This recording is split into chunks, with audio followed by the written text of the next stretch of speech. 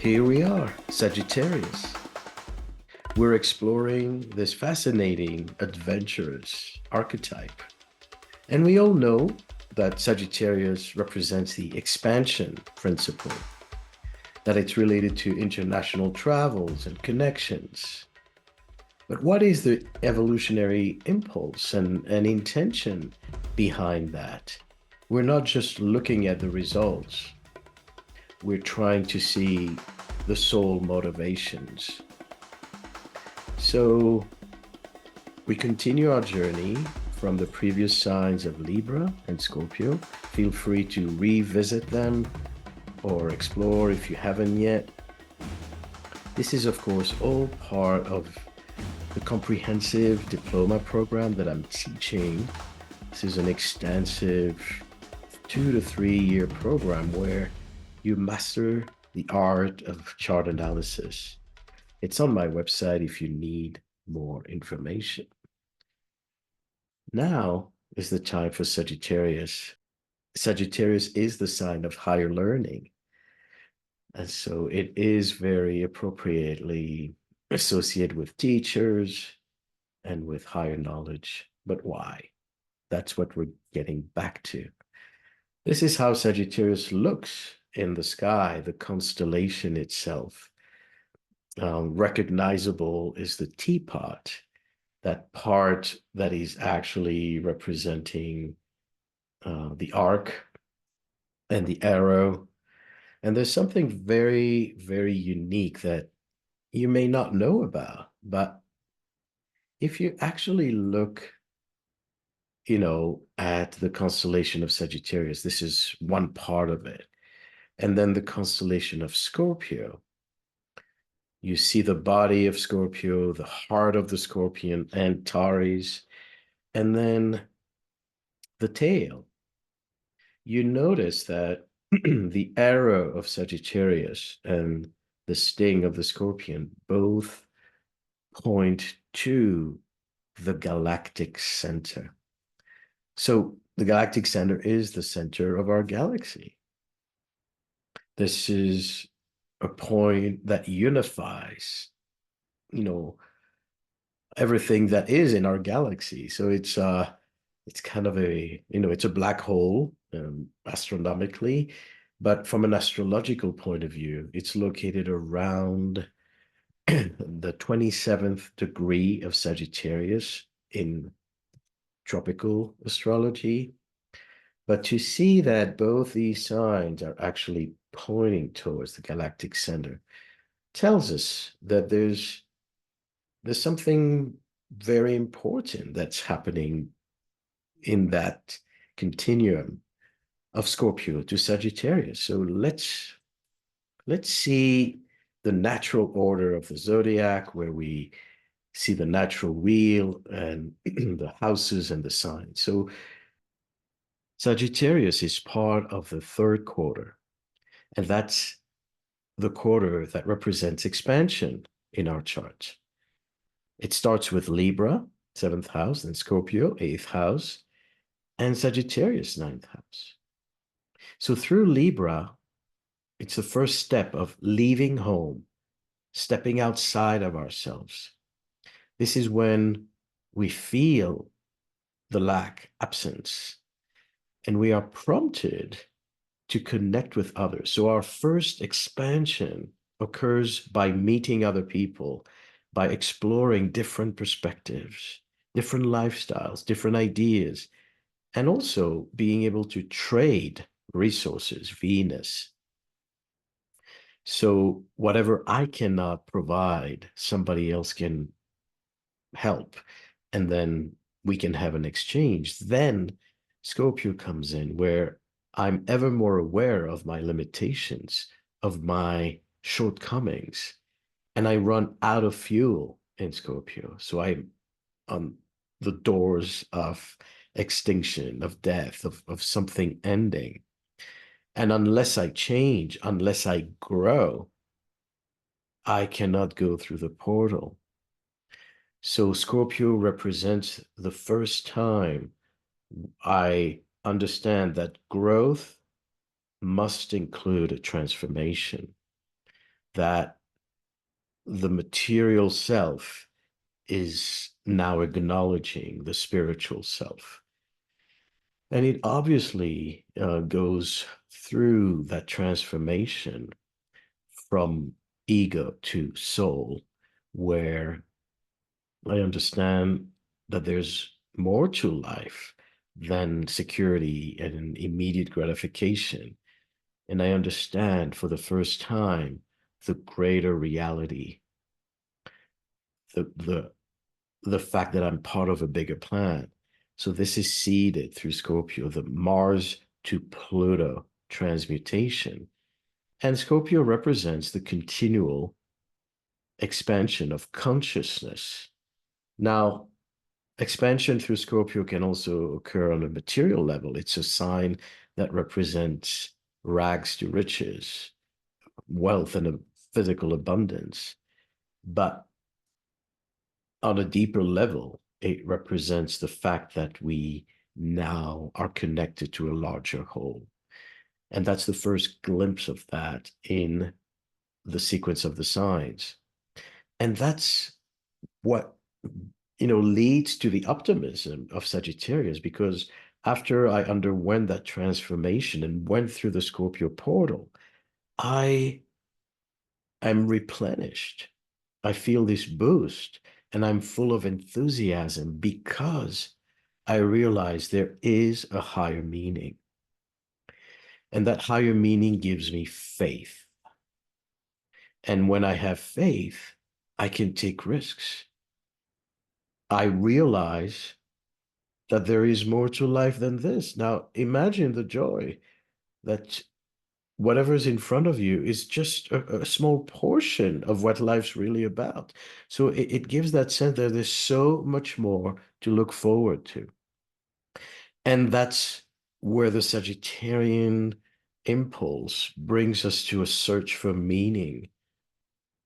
We already have an experience of that meaning through Scorpio, but now we have that permission and that incentive to give ourselves fully for that search for higher knowledge, of higher meaning.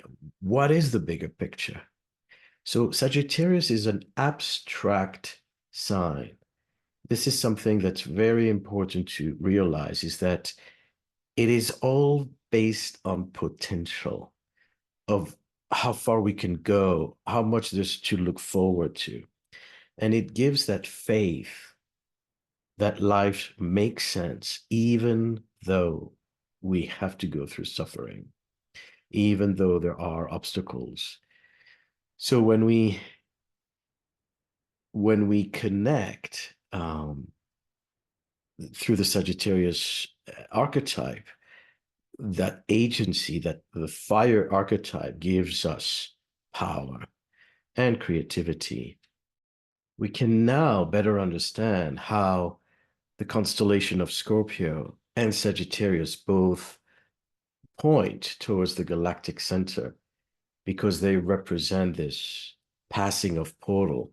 And when we connect with the black hole of the galactic center, it's a unifying perspective. It is the transpersonal identity that brings together all elements of our galaxy. So we get to the core theme of why we're here.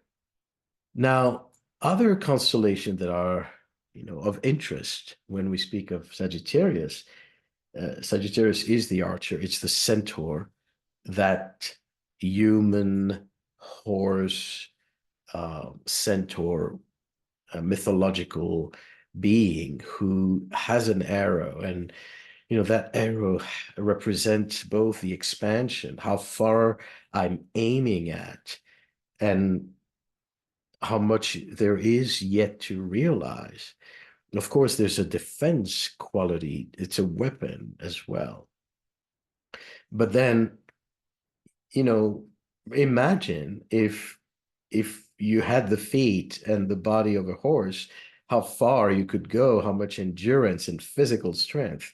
So that fusion of a powerful animal, that raw nature, with the higher consciousness of the human aspiring to, reach higher and transcend is very unique, and obviously,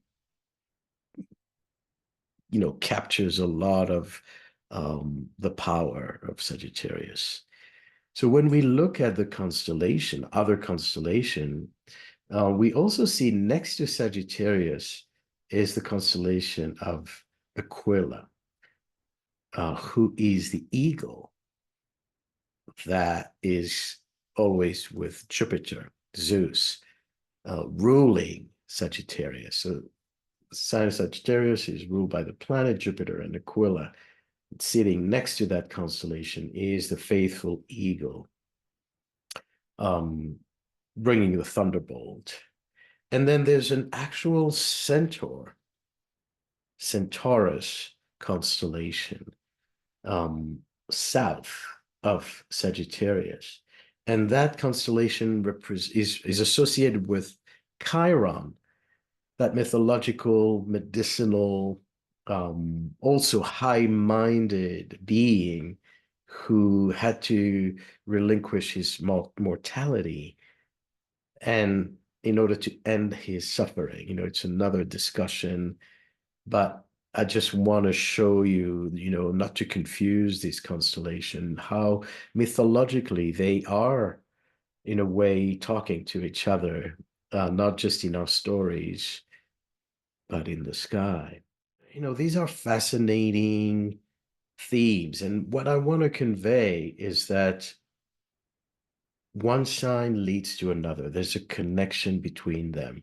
It's not just a random definition of, oh, Sagittarius is the happy sign and Scorpio is the drama queen, and Libra loves relationships. It seems so fragmented when in fact there's a whole thread that unites them, that feeds and nourishes and births one, into the other. Sagittarius cannot exist without Scorpio. That's the important conclusion here. So, speaking of that, look at this symbolism again. Death, loss, which is a Scorpio experience, leads us to religion. Even if you are not religious, you go to a funeral, and whether it's a cremation or it's a Christian burial, there's going to be a spiritual religious ceremony. So death confronts us with what is beyond the physical. And that's where Sagittarius emerges. Because you may grieve emotionally, but you find solace in the fact that maybe your loved one, is somewhere else, is in this abstract dimension, and it's not really the end of life. So the religiosity that accompanies death, some cynics will say, well, it's an escape. It's the best way for you to cope with suffering. And maybe there's some of that, but the reason we suddenly find our faith is because we're searching for answers. And the absurdity of death, the fact that, out of the blue, everything's over. Our human spirit knows there's more to life than this, that death cannot just be, complete void. Now, Sagittarius, with that renewed sense of energy, realize it's represented by the centaur. So we see this powerful horsepower, right? That's where it's coming from. and we gallop towards new horizons because there's more to explore. That's where Sagittarius will be the pioneer and they conquer new territories and expand both in spirit and over land. Then it's represented by both the animal, this raw energy, and the philosopher, the seeker. And the arrow of Sagittarius is is both aiming at ideas and the prospect of larger, higher aims. And it's also a weapon that protects us from other predators and anyone who would basically prevent us from fully expressing ourselves. So there's a climax in the energy of Sagittarius. It's the last fire sign. And after the Scorpio transformation, we are able now to reach a maximum, to go as far as we are able to. And what is fascinating about, Sagittarius reconnecting with the animal is that if we don't harmonize between this higher self and more raw, primitive energy, we end up basically causing all kinds of blockages in our own development. These blockages can be spiritual, but also physical. So look at the centaur. The animal connects with the human around the waist. And many folks who don't do this reconnection with the wild side, with our raw and primal self, can suffer from back pain, misalignment around the pelvis. Sagittarius rules the pelvis and rules the hips and the lower back because that's where the animal and the humans need to connect. Now, I just want a disclaimer here that this is particular to the centaur energy, this kind of connection. It doesn't mean that animals are only primitive and they're not capable of higher consciousness. They're, you know, we know that animals have spiritual intelligence, but for the sake of the symbolism of Sagittarius, it's about remembering where, what is our most primal instinct and using that primal instinct. So you'll have some Sagittarian who can be very raw in their behavior, sometimes vulgar, sometimes untamed and wild in their expression. It's not only coming through as being blunt, but it can also be the need to be in nature, the need to they don't like to wear makeup, they don't like to tame themselves, they don't like to feel domesticated. It's a form of control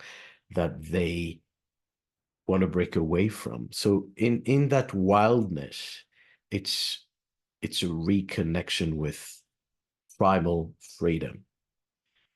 And it's an exercise for Sagittarians to actually bridge between the higher worlds and the lower worlds. So I often recommend all kinds of exercises, that takes us to that primal scream therapy, the the need to be loud, the need to be wild. And one of the main therapies is going to be nature. So the higher self takes us to the connection with the divine. So there's something very, I would say, uh, important, but complex with Sagittarius. Realize that it is part of the fire triad. And so the first two fire signs are below the hemisphere, and they are therefore very connected to the material dimension, to existing on this plane and making the best of it. So they represent, Leo and Aries represent the energy, the prana, the chi of, that we're able to channel by existing. Aries represents the spark where you ignite and you turn on your consciousness, your engine. And Leo is about, what do you do with your life? What do you actually leave behind? Um, so it's the meaning that you give to your own personal creativity. And of course, by creating fire, Leo, you outlive death, you outdo death. Your children will carry the flame that will never go out unless you stop creating. So Sagittarius is the only fire sign that's above the horizon. And there's something very subjective, very personal about fire signs. And yet it's in this spiritual dimension.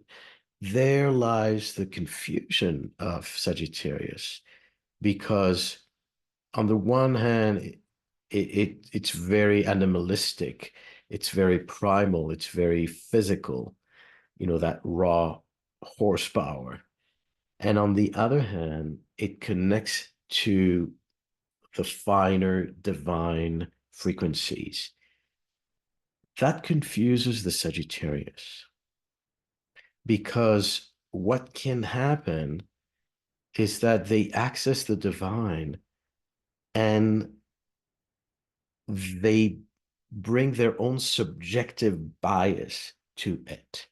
Fire is subjective, but spirituality is about neutrality and objectivity.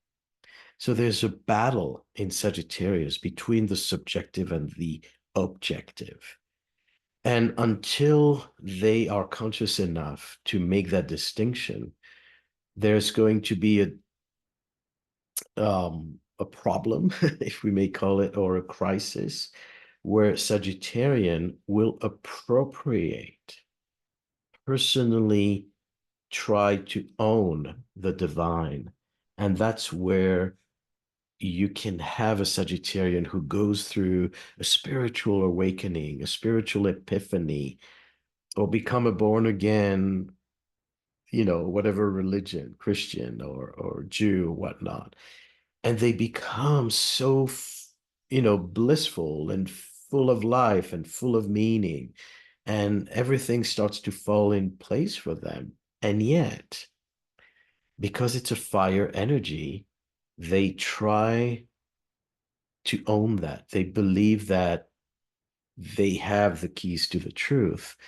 And it creates sometimes an aggressive need to impose their beliefs, their experience, their vision onto others. The other element that comes into play here is that Sagittarius is part of the mutable side. So it's fire, mutable. And the mutable signs are signs that are about holistic principles, which means mutable signs represent everything that's interconnected. So if I'm one thing, I'm interconnected with you. We're not completely separate. And that's again some kind of clash, because fire signs are very individualistic and they separate themselves. They don't want to be controlled by others. They don't want to be told what to do. And yet, Sagittarius, being this higher hemisphere sign, needs to bring their fire in a more holistic complex. So that spiritual maturity upgrade needs to happen. Otherwise, they may misuse spiritual knowledge. And like we said, end up causing violence. We know, again, whatever you believe in is what you do, right? So Sagittarius represents our belief system, our meaning, which will then inform our actions. If you believe in veganism, that's going to define how you lead your life, what choices you're making, what's on your plate. If you believe that women should dress modestly and cover up and only be, you know, expose their skin to their husbands, that is going to inform how you're going to behave in your bedroom, in your kitchen, and in every aspect of your life. So your beliefs direct your actions. Now, if you believe that you own the truth, as in Sagittarius, that you've touched that and you feel that this is a holistic principle, you will want to Aries promote it, advance it, fight for it. And that's where we have the risk for religious wars, the risk of my truth versus your truth that eventually leads to needing to overpower one another. Going back to the mutable principle, why can't Sagittarius just say, well, you do your thing, I do mine? Because from a mutable point of view, we're all interconnected. So if you're doing something that I feel is wrong, I'm not separate from it. I'm going to be impacted by it. If I believe in the modesty of a dress code, and then you go to the beach and expose your breast because you want a tan, from a Sagittarian point of view, you are transgressing something that affects me indirectly, but part of that holistic principle is that you are going to impact my own karma. And that's where Sagittarius can be defensive about people not doing the right thing, so to speak. And that's obviously amplified by the following sign of Capricorn. So one of the way to resolve that and to not end up intoxicated by my personal version is to have that spiritual maturity that even though you have access the divine, even though what you see is real, it's authentic, it's the truth, it's not the whole truth. This is where the Pisces square comes in. So Sagittarius is still part of the third quadrant. And that means that as the last fire sign, I'm still in charge of my destiny. I still call the shots. I'm riding my horse and directing my horse. I know where that horse needs to go. But once I cross over the fourth quadrant, this is where the spiritual maturity comes in, that life is not about me, that I am not fully in charge. So the end of fire is also the end of free will. In the fourth quadrant, we enter the territory of fate, of alignment to higher purposes. So that's where the spiritual maturity needs to come in. And Sagittarius needs to work on the one hand, bringing all the efforts, the personal agency to pass through the portals of death and realize life, realize the meanings, but then understand that I cannot own the truth, that it's not mine. And therefore, I cannot force feed it.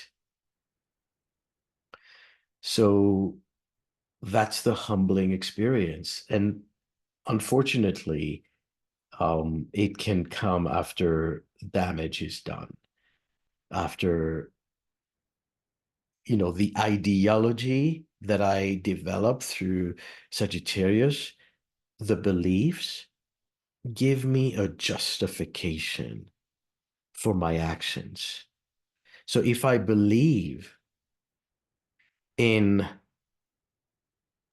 the dress code, and then somebody goes against that, and I feel that it affects me and it personally obstructs my own spiritual development, then I'm going to feel justified to wage a war.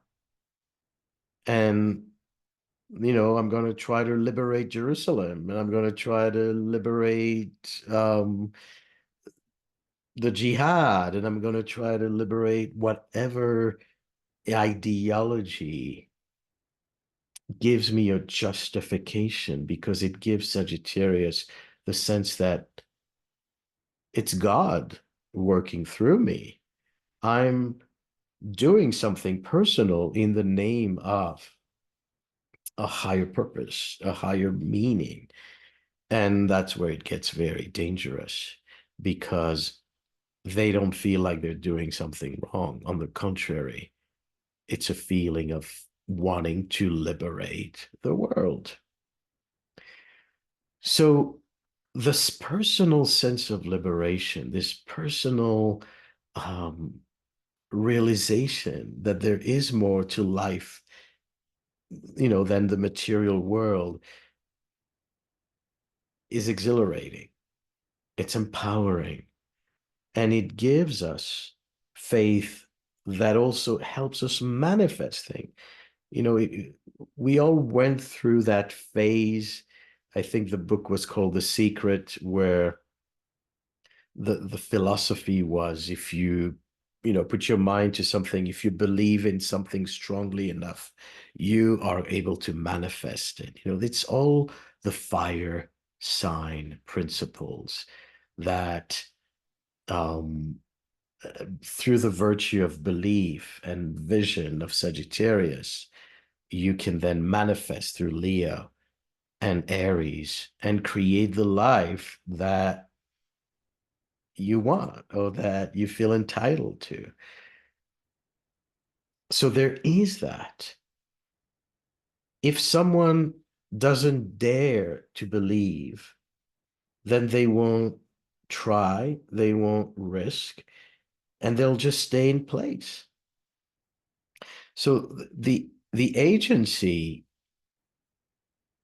that Sagittarius gains through meaning, finding meaning, allows for development.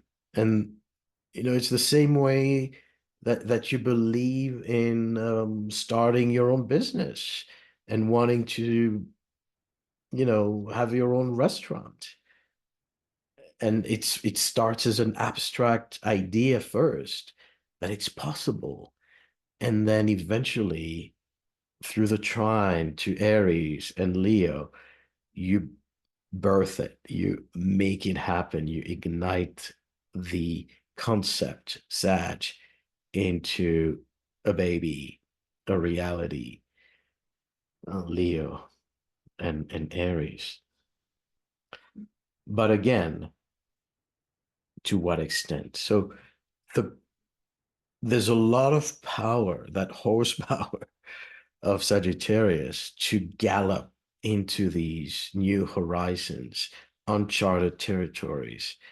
And, you know, we've pretty much explored all that's on the earth. So that kind of impulse to continue our exploration is going to take us to space. Now, there's always a question with Sagittarius. If you know that you can go much farther than you ever dreamed of, how far can you go? And that's one of the most important Sagittarian principles, is that if you know there's more to life than this, how much more? You need to go too far in order to know what the boundary is.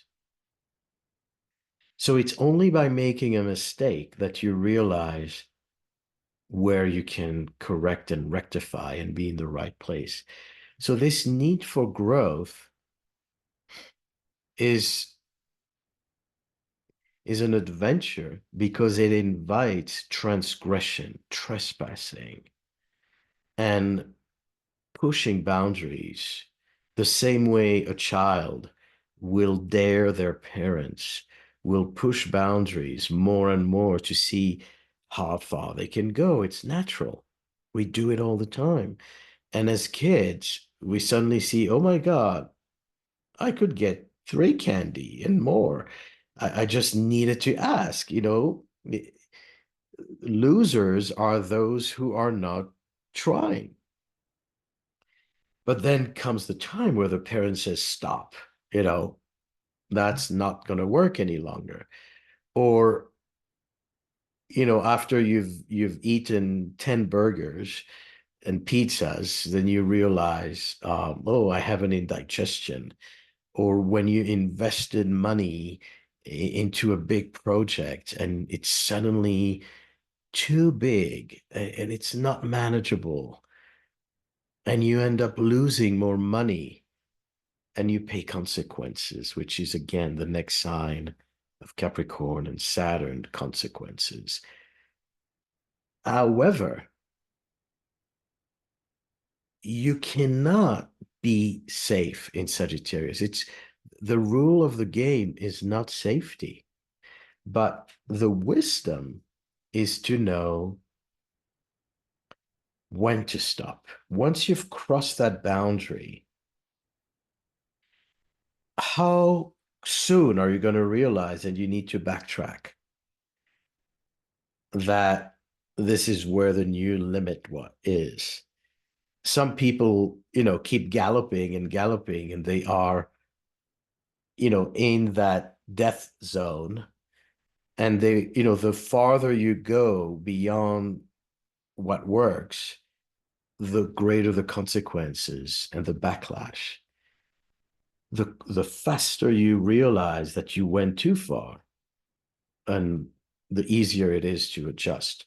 But what I want to highlight is that there's no way to know until you go too far. That's part of our natural personal development. We need some slaps in the face.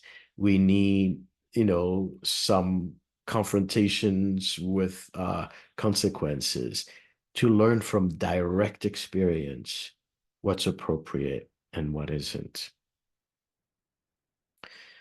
So we all have beliefs, and as I said, the one of the power of Sagittarius, they will really find their true calling when they connect to the primal power of the animal spirit.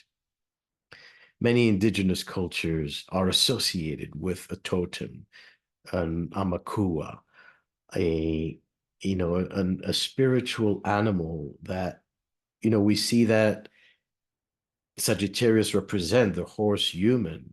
Chiron was also a mythological centaur. Then there are sirens, and you go back to ancient Egypt, that fusion of animal and human is everywhere. And usually the other way around, right? Because Sagittarius is the body of the animal and the head of a human, whereas in Egypt it was the head of animals and the body of humans. So it's an interesting polarity there. But in one way or another, once Sagittarius owns their power, they are able to manifest. So connecting to the wildness brings the higher wisdom. So one of the things that represent, that we learn through Sagittarius is to find your voice, to find your truth. And it's not just the truth, but it starts with your truth. And once you find it, nobody can take that away from you. It becomes unbreakable. That's why Sagittarius also represents being visible, being out in the world without shame, without being self-conscious. Hold your ground confidently. Be yourself. If you have a North Node in Sagittarius, it's all about that. It's about finding your voice. It's about speaking up loudly. Don't hold back. Don't hide. Don't be ashamed any longer. So it's really about getting out of all the closets and shining, all your rainbow colors. Quite often, Sagittarius represents the need to liberate yourself from judgment, from any other person trying to control you. There's that interesting, funny meme of Sagittarius collapsing when somebody tries to control their lives. But it's not only about controlling their lives, it's really about trying to convert them to something that they are not. And so this is an interesting example. Deb Haaland, who is and was the first Native American woman and Native person to hold the Interior Secretary office during the Biden administration. And so she's in the inner wheel. She's born on this full moon, the sun in Sagittarius, square the nodes exactly. And it happens to be on the fixed star Antares. But what you also see is Pluto is square her sun. And she's holding the office 170 years after a fellow named Alexander Stewart was himself the Interior Secretary and ordered to exterminate the Native American life and lifestyle. One of the things that he was, pursuing was to isolate the natives in reservations and then build as much infrastructure around it so that they would not be able to hunt and they would need to relinquish their old ways, their traditional ways, and they would have to be dependent on the supply of white people. So she wasn't exterminated, even though they were silenced, they were oppressed, they were not allowed to speak their language. Now being born a Sagittarius is about standing proud in your own truth, coming out of the closet and saying, believing, following your own authentic path without any restriction. So when we compare her chart to his, you realize that they have a Pluto opposition on her nodal axis, square his nodes. So his nodes are in Sag Gemini, Pluto square it, which has to do with cultural extermination. Extermination is Pluto. So both of them basically were in that battle. And you can anticipate, given the context of what's going on, that they had a prior life together. It's so tight by degrees. But the fact that she is holding that office is not random.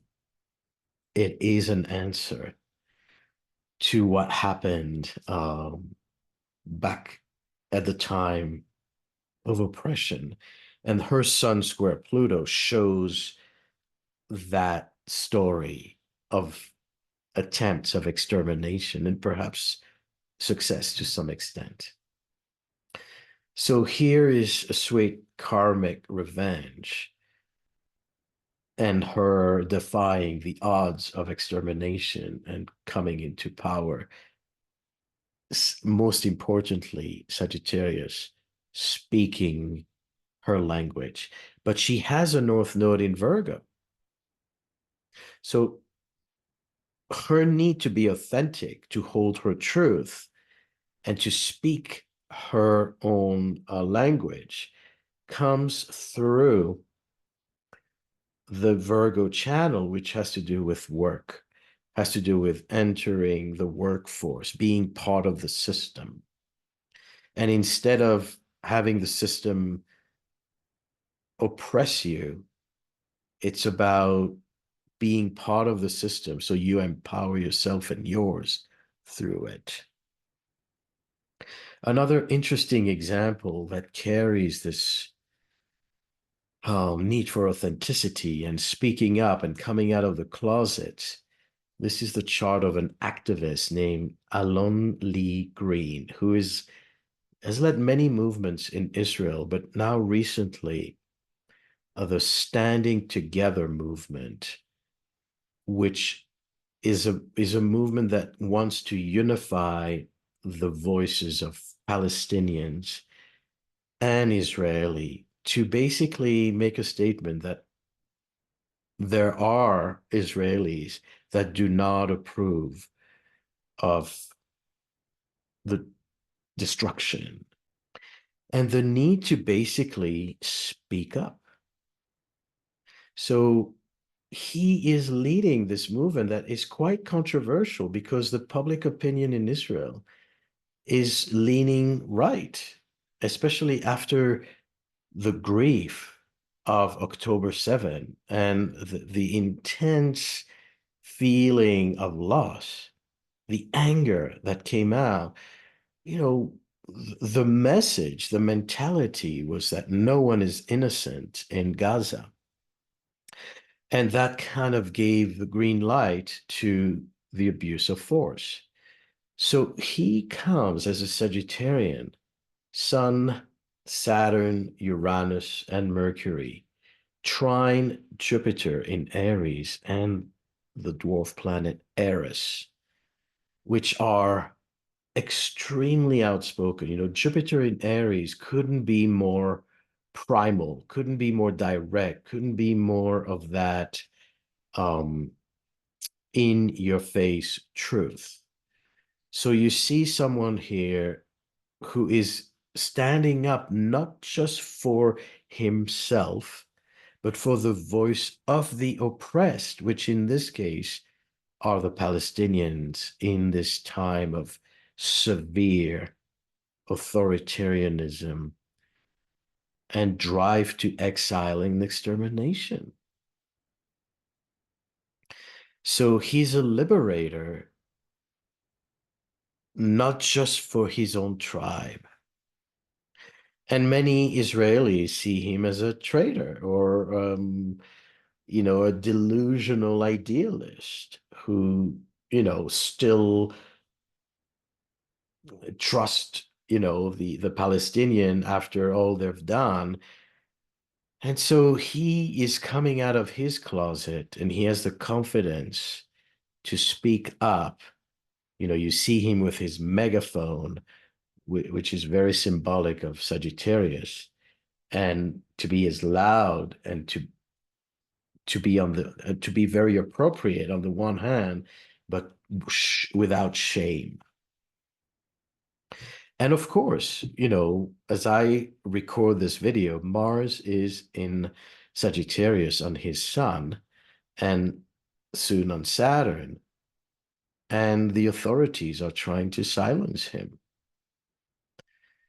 Eh, that's the battle of silencing and voicing. Another interesting example, Jane Goodall, who is born a sun, Mars in Aries, but a moon on the ascendant in Sagittarius. Now, imagine her reality. She's born in England to a privileged environment, and she decides that this is not her life, that there's something above the the continents, the Mediterranean, into the wilderness of Africa, the raw, that is more compelling, that is more truthful. So she takes the risk, not knowing, as a young woman, what she's getting into, and realize that back in the days, women didn't have that many options. So having that daring, adventurous um, character is part of that Sagittarius faith that there is something else that I need to find. There is a deeper meaning that drives her. And as a Sagittarius moon, the moon represents my sense of safety. Where do I feel safe? If my moon is in Sag and if it's in the 12th house, I feel safe when I have a meaning to my life, when I know why I'm here. And so I'm driven by my beliefs. And I also feel safe when I feel free to express myself. Now, look at that image, the human and the animal, right? She became a representative, a spokesperson for another species. First of all, the chimpanzees, but all of nature, really. So again, being a voice to those who are silent. And one of the extraordinary feat is that she discovered several things about the chimpanzees, some of which was surprising to her as well. Number one, that they were using tools, that they had sophisticated social structures, and that they were not just dumb, following immediate gratification, and they were smart. They could plan. They used tools. So she brought the human side of the animal. See the Sagittarius, that fusion between the human and the animal. Once again, there is higher consciousness. There's maybe even spiritual consciousness. I'm saying maybe, even though I fully believe it. I've seen it. You look at animals, you can see some animals of the same species that are going to be more conscious compared to others. Even with your pets, you're going to have perhaps one of your pets is going to be more evolved than the others. So she brings that higher consciousness in the animal, and she becomes again their spokesperson, representing this fusion. So she's becoming the animal. She's back to nature in the wilderness and elevating them on a scientific level to showcase that there's more to their intelligence. Now, here is another interesting Scorpio Sagittarius interplay. James Cook, the explorer who, left Britain and went on, I believe, 3 voyages around the world and from England to the Pacific, and discovered the indigenous people of New Zealand, the Maoris, and then reached Hawaii. And something very interesting happened in Hawaii. Story says that he was very tolerant of the indigenous people, that he didn't try to enslave them or convert them, that he was curious about them. At least that's the tale. And so you see his Mars in Sagittarius. Talk about the primal instinct. There was probably something about him that felt very connected as a British, uptight, um, very self-conscious culture, so-called civilized, suddenly, connecting with people who are very close to nature, who are in harmony with their environment. And he was fascinated by that. And yet, you see his Mars is also opposing Neptune. So all these adventures were also through sea routes, right? Neptune has to do with the ocean. And so he reaches Hawaii in the late 1700s, 1779. And you know, he went through the different islands, and then he reaches this bay, Kalaikakua Bay, and the Hawaiian on the big island were having a ceremony in honor of their god. And so they suddenly see this white person for the first time, and he receives this amazing, divine welcome.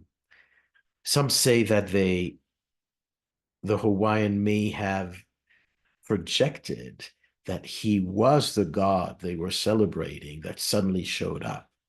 So see how that Mars Neptune touching the divine, right? And himself becoming a deity. We talk about how far we can go. And with Sagittarius, sometimes you have to make mistakes and know when to stop and backtrack when needed. And on the one hand, he engaged with the Hawaiian culture and there was a wonderful welcome. But then he came back a month later and they suddenly saw through his intentions. They saw through, the deception, and they killed him. So that's such a reversal of fortune from this Sagittarian feeling of elation and ecstasy and being godlike to suddenly ending up dead. A very, very harsh wake-up call. And who knows, what were the karmic circumstances that led, to this outcome.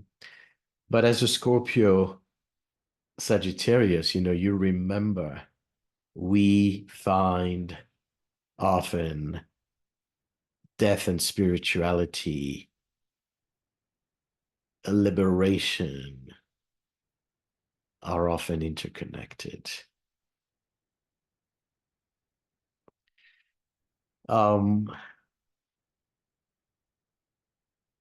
Another example of abuse of this Sagittarian energy is the Roman Emperor Nero, who is born with a sun in Sagittarius sandwiched between Mars and Pluto.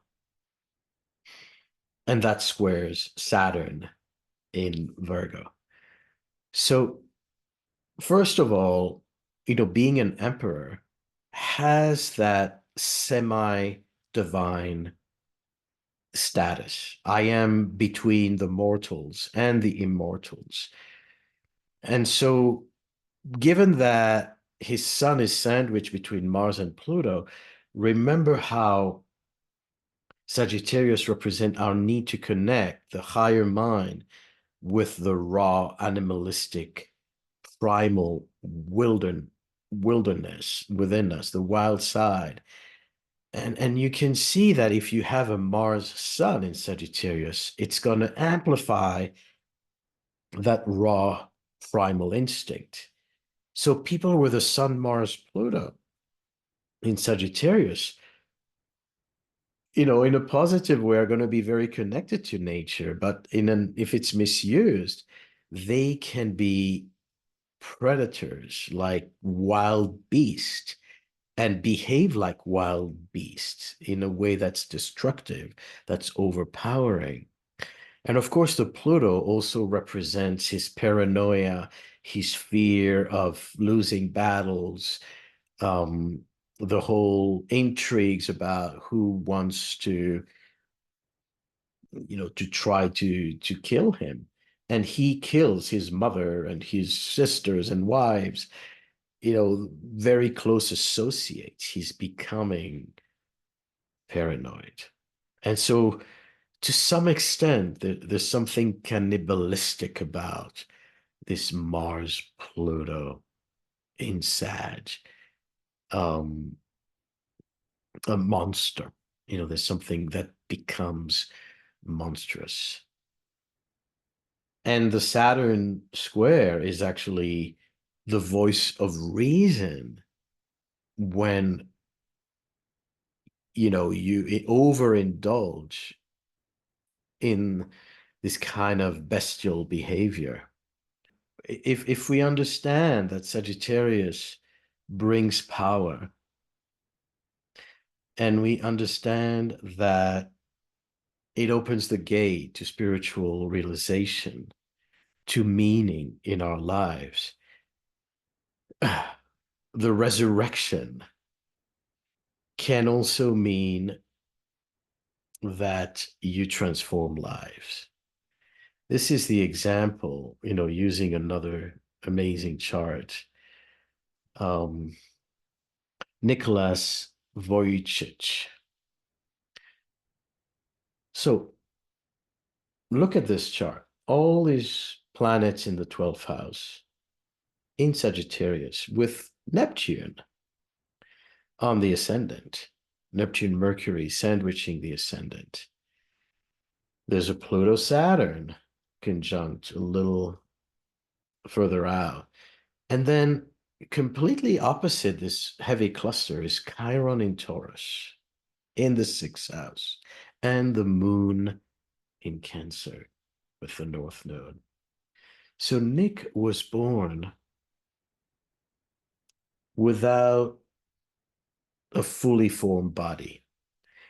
He was born without limbs, without arms, without legs.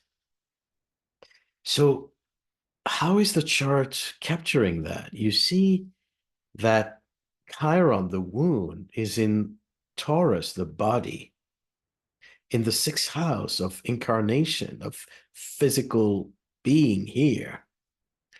And that is opposing all these spiritual planets.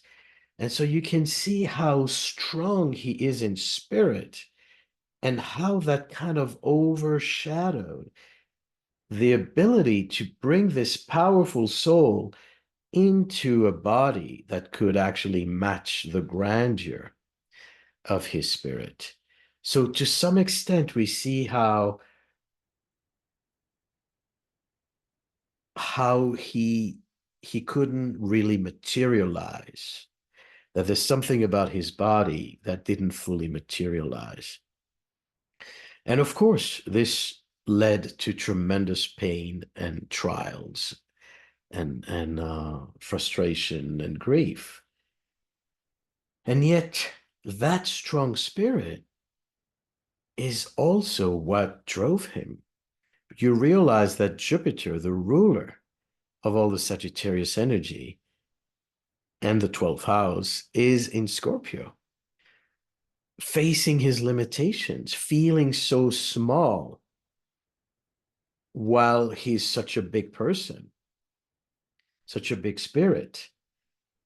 So through the grief and the frustration, he transforms himself. And in a very Sagittarian way, finds meaning in religion. He's a deeply devoted Christian. and he sees God in everything. And that's the grief of you going through tragedy, right? And when nothing seems to work anymore, when you're at the end of your rope, you find meaning. And that gives you the boost, the renewal, the transformation. And he did that with the power of his faith. He became a motivational speaker with a lot of humor. He had to, because you have to laugh at this situation, right? It's so absurd. It's so painful that only humor becomes medicine. So the power of his faith and spirit and the power of belief, leads him to say, I am not limited by my physical body. I am more than my body. And so this whole life is spent basically speaking to people's hearts, speaking to their spirit, and encouraging them and giving them hope. So the optimism of having gone through the portal gives him that extreme power of regeneration. And thanks to that power of faith, he's not only leading an international career and speaking all over the world and being the hero that he is, but he's also getting married. He actualized his North Node in Cancer by forming a family and having 3, 4 children.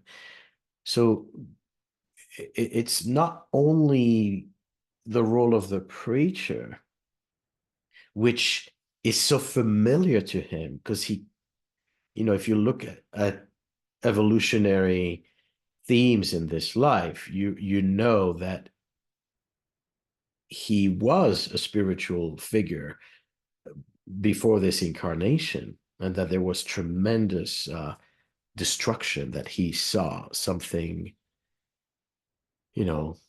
massacres. But he wasn't, he didn't limit himself to only being a public speaker, but to enrich his personal life and to manifest, to actualize, and incarnate to the full extent. So he went all the way because he believed.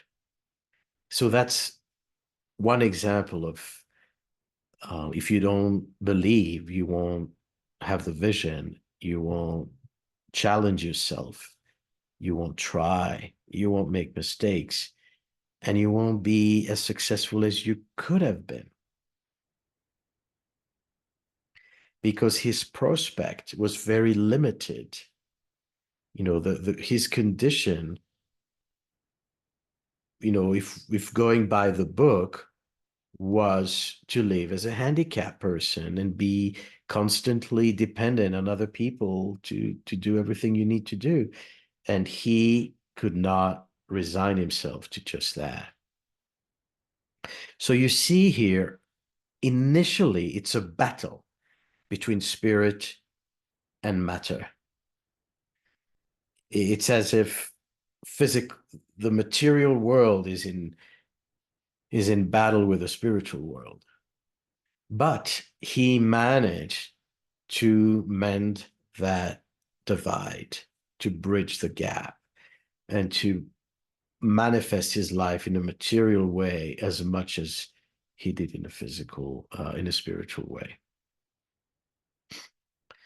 So just a quick snapshot into the different signs, into the different planets in Sagittarius. With the sun, it's going to be your creative purpose that needs meaning. Like, why am I doing what I'm doing? What motivates me to to start a new workshop or to even have children. I need a meaning. I need a vision to be able to move forward with that. Moon is going to be your safety, relying on a meaning of belief. Some people with a Sagittarius moon are born in religious families, but the real meaning of the moon is not just what your family believes in, but who are you? So it has a lot to do with your own spiritual identity that informs your mortal identity. And of course, safety in freedom and authenticity. I can only feel safe if I can gallop on that horse. Mercury, the honest communication up front, and yet very subjective. The messenger of the divine, the visionary who can bring the large, big picture perspective into details. Venus in Sagittarius, are you finding meaning through relationships? Is your partner opening a spiritual door for you? Or vice versa?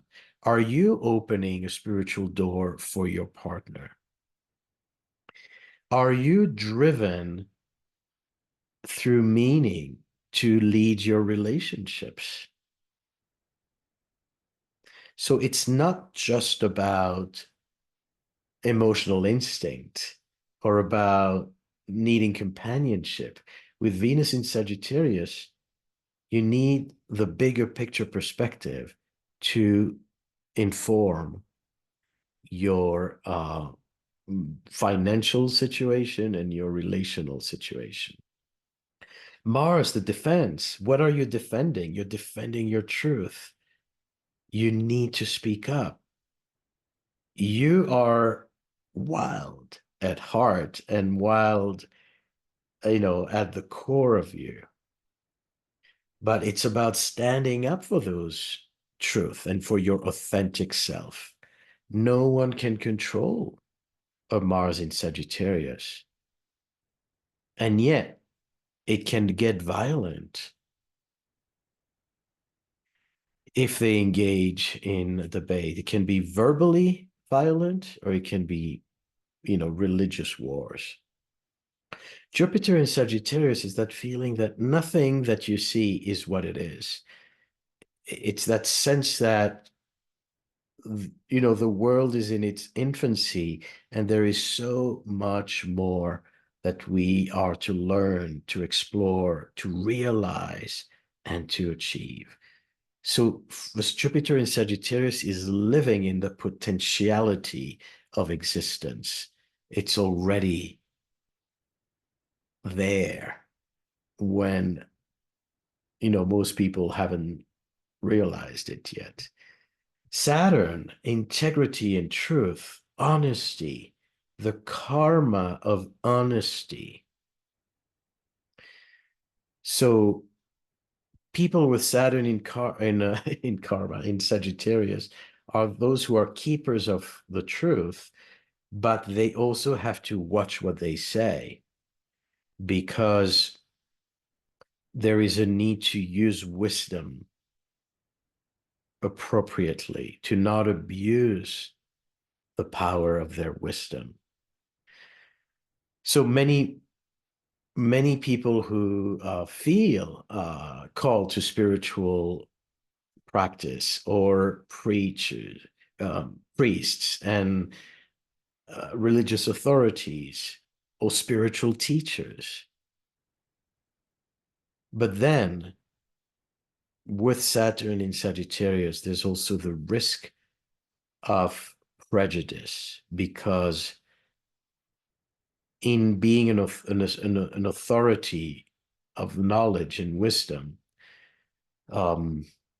there can be blindness to other people's ways of life.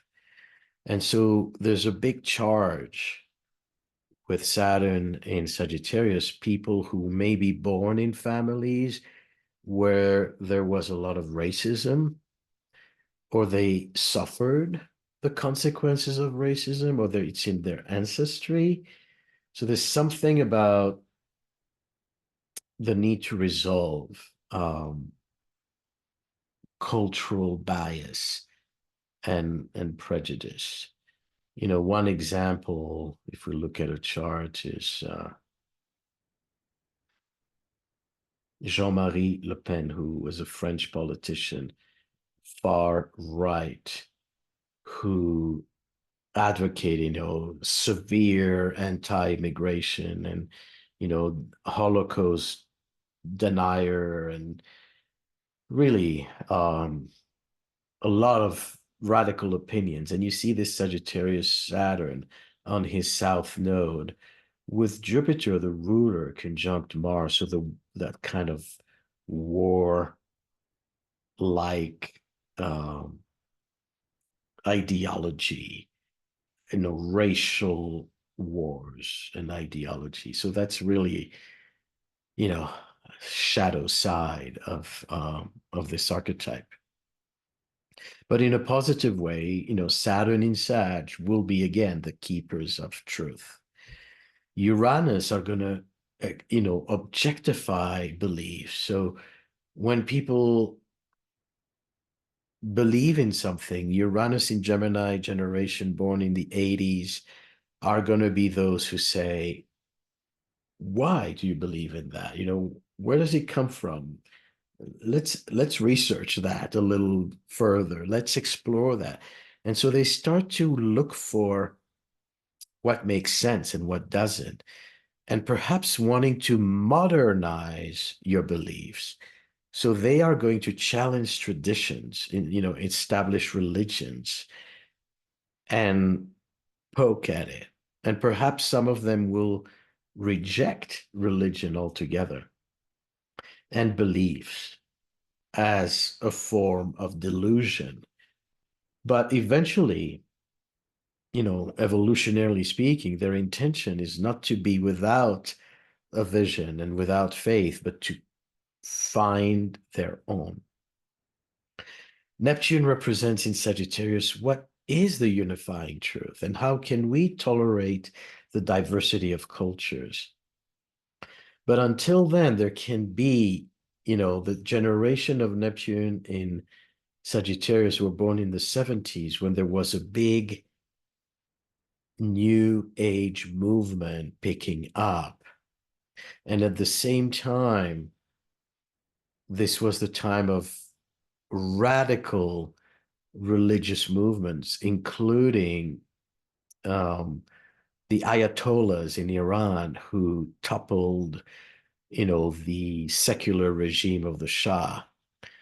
So there can be, if we speak about ideologies and we speak about intoxication and blindness, Neptune in Sag can definitely lose perspective and convince themselves of their truth as an absolute.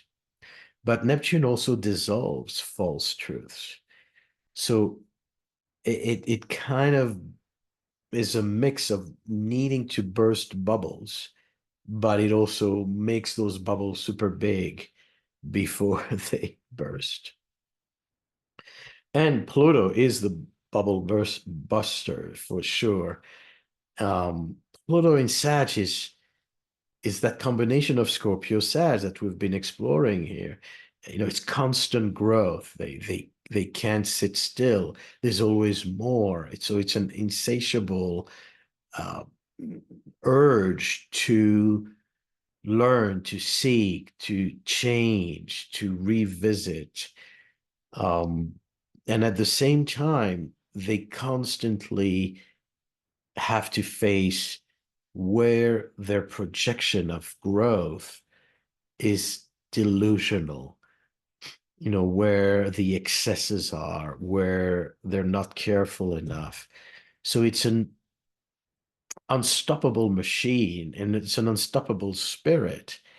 And yet it faces constant readjustment if it gets carried away. So this is just a glimpse. And once again, it gives you a taste of what we're studying in our program.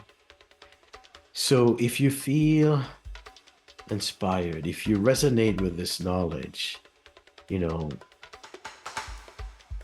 find meaning in astrology, because there's a lot of it, and it will transform your life. It will change. I'm talking from personal experience as well as students' experience. Happy Sagittarius season, and blessings to all.